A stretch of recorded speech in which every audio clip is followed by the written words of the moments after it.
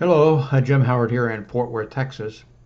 Today's date is December 22nd, 2012.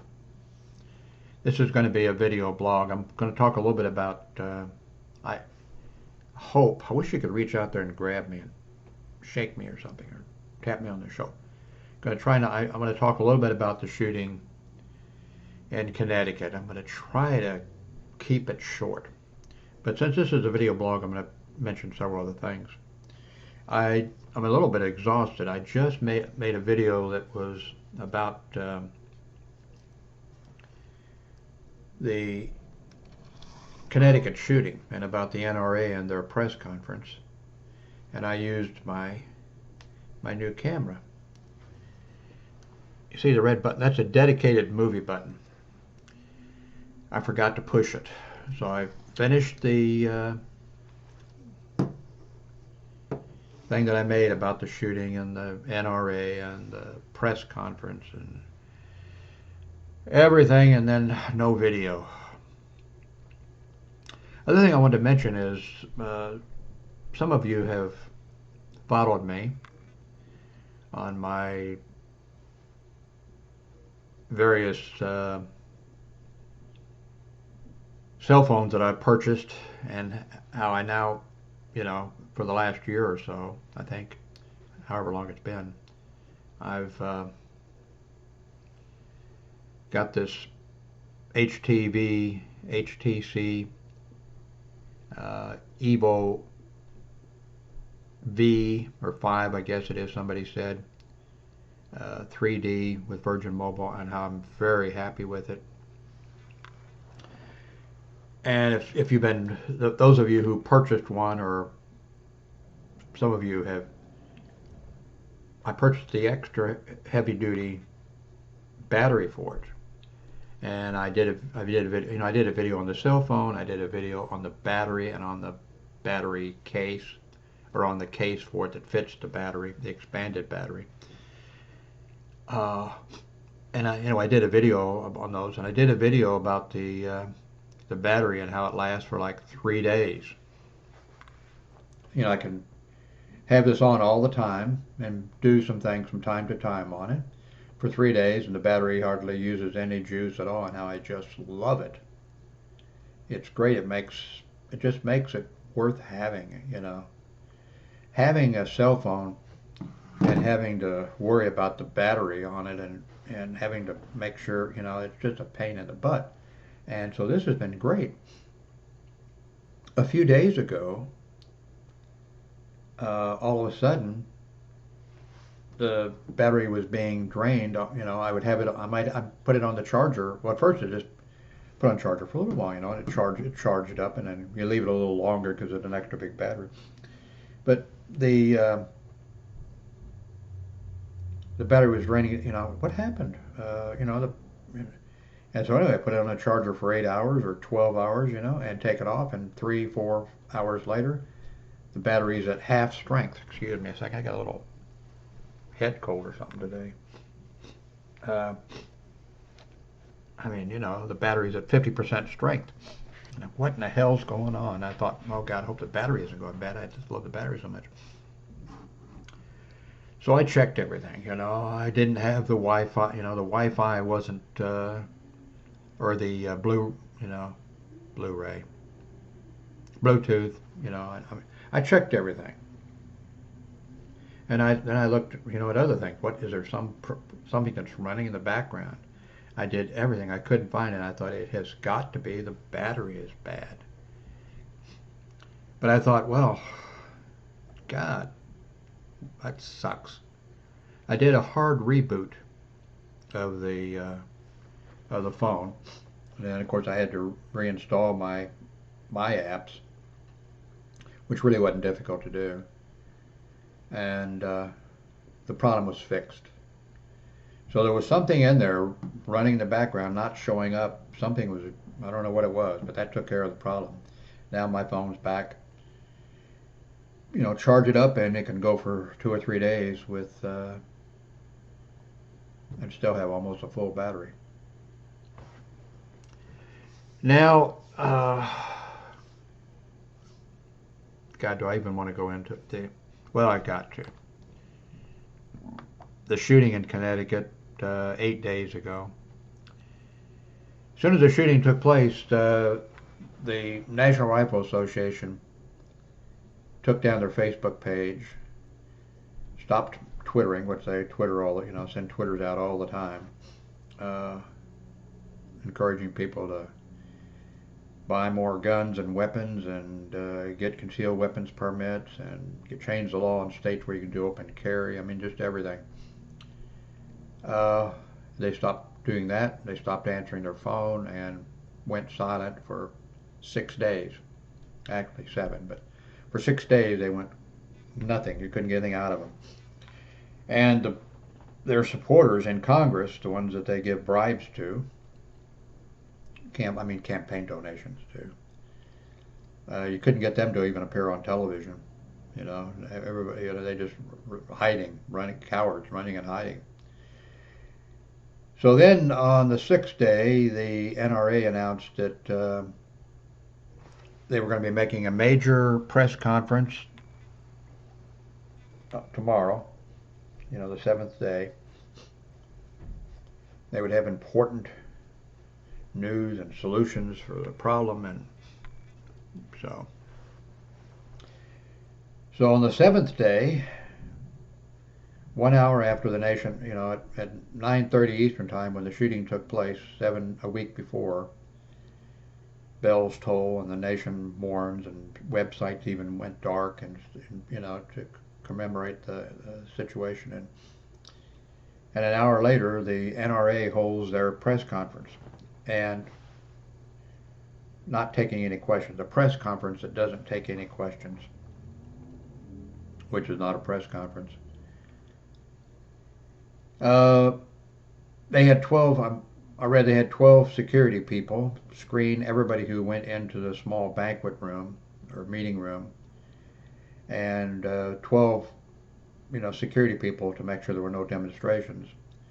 And then the National Rifle Association spokesman gets up and starts making his announcement, which was, guns don't kill people, and guns are good. We need more guns. The problem is video games, violent video games, and violent movies, and the media. The media is a problem for blaming the National Rifle Association, and the media is to blame. And the NRA has a solution, and the solution is put an armed police officer in every school in the nation. And that's and anyway, during this conference, in his controlled room with 12 security people, a guy gets up and holds a banner up for like 30 seconds, or seemed like forever. Gigantic banner, NRA is responsible, or NRA has blood on the hand, something like, holds it up for like 30 seconds, and you're wondering, and you can't see the speaker, the speaker is, that's how big the sign was. And you're wondering, when are they going to move that guy? And then finally somebody comes and pulls the sign down and pushes him, drags him out. And usually when these protesters protest, you can't hear what they're saying as they're being drug out, you can hear this guy all the way down the hall, and I think outside is, NRA has blood on their hands, NRA stop the violence, more guns are not the solution, Then the guy starts up again, and a bit later a lady gets up. They grab her a little sooner, but she gets up and holds the banner up, NRA blood on your hands, and same thing, as they drag her off you can hear her. So total disaster for the NRA. But does that tell you something, though? That's one of my points here, that one police officer at a school, here they had 12 people, and they screened everybody who went in. And one armed, of course a lot of schools, high schools especially, and middle schools, have armed police officers or school security. But one police officer armed at all the schools is not going to stop a determined and most of these people seem to be determined, the ones that do this. They're not just, well, they're crazy. You'd have to be crazy to slaughter children, even one child. But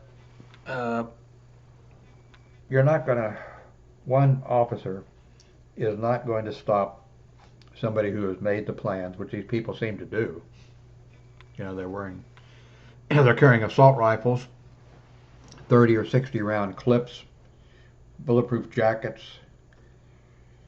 and I mean, they've planned and thought it out. That's part of the enjoyment I think that they've had. This guy destroyed his computer totally so that they wouldn't be able to reconstruct. I mean, and so one officer is not going to make a difference. Now, sure, you get sometimes people. I've had people that do, had to deal with people that.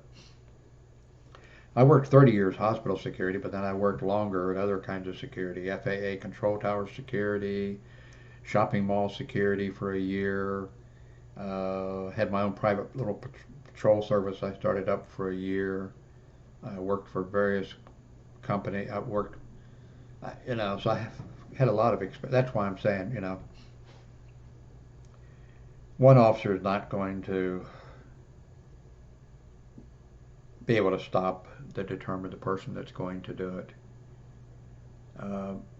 Keeping the assault rifle out of that person's hands or detecting them early by, mental health issues and having proper screening on people purchasing weapons or whatever. Now, of course, this guy didn't buy the guns. He just took his mother's guns. She had a bunch of guns. But a lot of these people go out and buy the guns. And the being able to go into a gun show and just buy the gun without a background check, that's crazy. And the instant background check, I carried on about this before the law went into effect years ago, and I said that it was a bad idea, that you actually need a background check, that you actually need a police officer to go out and to check. Somebody wants to buy a gun, a police officer goes out and talks to your family, talks to your next door neighbor, talks to the people you work with, and instead of just checking the person's ID, they have no warrants for their arrest. They need a background check. Now, I had people say when I said, well, oh no, the instant background check will work, and of course it hasn't. And also, what even surprised me, I said, well, there'll be some people who will apply for the instant background check, and will be, wanted felons and whatever. And I had a lot of people, oh no, that won't happen, And it turns out, I forget the number. The number is staggering. You have people walk in who fill out the paperwork and say, "No, I've never been arrested," and they have warrants for their arrest. They have all kinds of things, and they get those people get rejected. So you would have, if you did the proper background check. I guess that's what we were talking about. Instead of, if you did the proper background check on somebody, you're going to have the police officer who's going to go out and check. You want to purchase an assault rifle. You're going to, now of course I don't think people should be having military type assault rifles. You don't need those type of weapons. I used to be a member of the National Rifle Association. I used to have a gun case. I had a Springfield 03, a German Mauser, and I can't remember what the third one I had was, but I'm not anti-gun. I had to carry a gun the entire 30 years that I was hospital security officer. I carried a gun every day, and then I was a police officer for a small town for 10 years. I carried the gun all the time. I'm not anti-gun, but we do need strong, good gun laws. We need gun laws, and we need background checks done on people. If you did background checks on, you would have a police officer who would go out and say, I'd like to ask you some questions about John Doe. Why? No, we're just doing. I'm just doing a background check. Do you know anything? Well, since you asked, he was telling me that he was going to kill these. You would get that. Just think, because how many people go in to think they're going to have an instant gun check, and it turns out, I mean, there was astronomical numbers of people. Now, some people are saying that those people should be arrested. We've got our jails full of people now. Do we want to fill it? But yeah, now not if you get somebody who goes to apply to for an instant, goes to buy a gun, and the person puts on there, no, I'm not a mental patient. I've never been in the mental hospital. Now those people, you don't put them, Yeah, do a follow-up. Have a police officer go, with a mental health professional and maybe some other type of professional, and pay them a visit. You don't, of course, they don't get approved, but pay them a visit and talk to them. And you're going to go in there, some of those people, a few, you're going to go in and the person's going to say, to you, my next door neighbor is, the devil, and he's sending signals into my head, and I'm going to kill, you're going to get some of that. So you're going to do some good. But don't arrest those people that go to apply to buy a gun if the thing is that they lied on is if they're a mental patient. But now others, if you've ever been arrested, or do you have a court order saying that restraining order against you to keep you from seeing your ex-wife or something? If they lie about that type of thing, okay, maybe. But we have so many people in jail now. But do a background check, and honest to God, you would turn up. You would actually go, some of those people that when you went to talk to them, rather than just doing a background, running their name and date of birth and social security number, I don't think you're probably allowed to use their social, the NRA has all these laws that they've got passed that the government has to get rid of data after 30 days, 60 days, or 90 days, or whatever it is. The NRA has all types of laws that they have got passed that the government agency can't share this information that it did collect. It has to get rid, can't share it with another government agency. The NRA is one of the major problems. Well, this has gone on too long. I wanted to say a little bit of why I was an NRA member back in the 70s. I'm in my 70s now. When I was like in my 20s, I was a member of the NRA. I loved the magazine, but I just wanted to tell you. I'll tell you some other time if you're interested. Why I decided to not be an NRA member any longer, and it was because of their craziness that they started about that the liberal Democrats are going to be breaking down your door any day. This is back in the 1970s. They're going to be, taking all your guns away from you and leaving you totally disarmed, and then they're going to rape your little daughters and your wife while they're there. And that's, I just parted ways with the NRA. Anyway, thanks for watching this video.